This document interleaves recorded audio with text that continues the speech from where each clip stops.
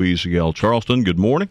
Partly sunny today, chance for showers and thunderstorms midday. High about 92, heat index 102. Looking at 96 tomorrow, 99 on Wednesday and Thursday. More rain moving in for the weekend, maybe with what could be Hurricane Emily. They're saying right now it's out there and it's moving toward the Caribbean islands. It is projected by most of the spaghetti models to move up the East Coast. They just don't know how close it will be when it gets to full strength. A couple of them have it going out to the right. Yeah, so we'll see.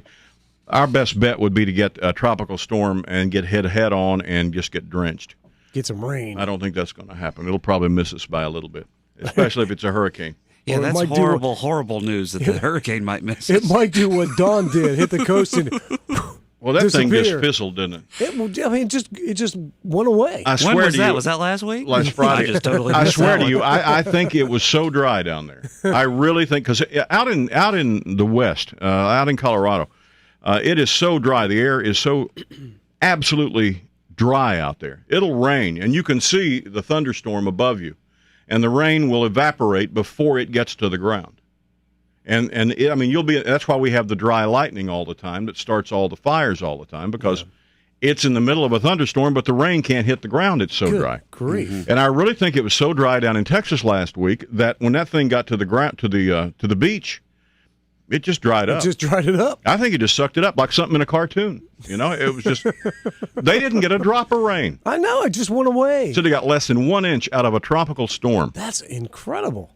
It's really amazing. They needed it, too. They were desperate for rain. They were hoping it would come in there. Still are. It's incredible. Where did it go in? At Galveston? Above Galveston, above Galveston. It just didn't happen. It just didn't happen. I tell you what did happen. They finally came to some kind of agreement in Washington yesterday on this debt ceiling thing. The president, the Republicans, and the Democrats. And today they're going back to the Senate and going back to the House to try to talk everybody into voting for it so they can get this thing done today. And then they're all going to the Taylor Swift concert tomorrow night. I get the sense they probably had this thing done a week ago and they just had to politic for this week because the deadline was tomorrow. Exactly, whatever. But anyway, they say if they can get this thing done today, it could replace most of the money that you lost so far. And it was billions and billions that was lost in 401ks across the nation because of this. And it will avoid the possibility of all those interest rates going up on car loans and home loans and college loans and everything else. Because we have bad credit. Exactly. The good news is the world reacted positively to this agreement yesterday.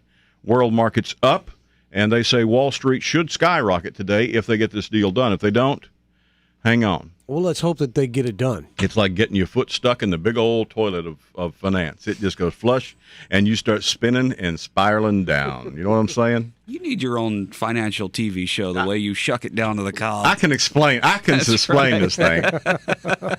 It's going to be, the world reacted positively. Americans not so sure about it yet. I think Americans are just tired and ticked off. You know what I'm saying?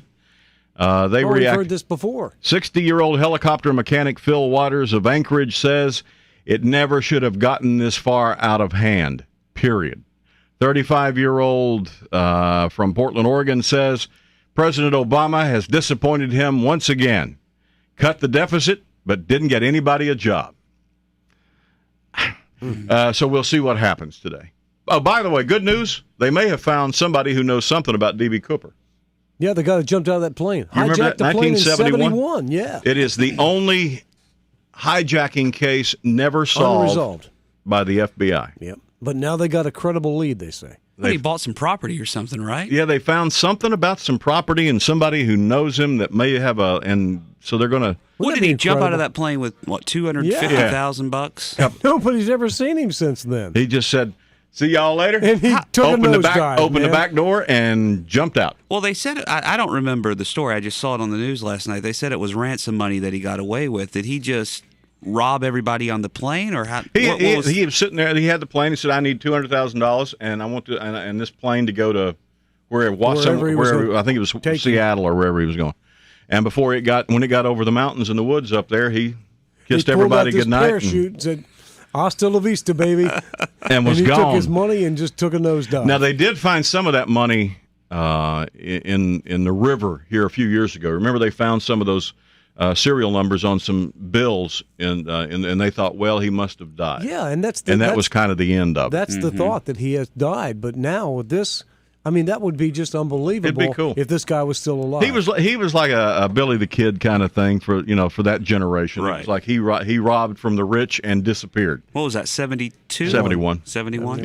Yeah. You weren't. No, not yet. I just heard it in the song. What song? I don't know. There's an old Skinner song or something about. Oh, DB. yeah, I got you. Okay.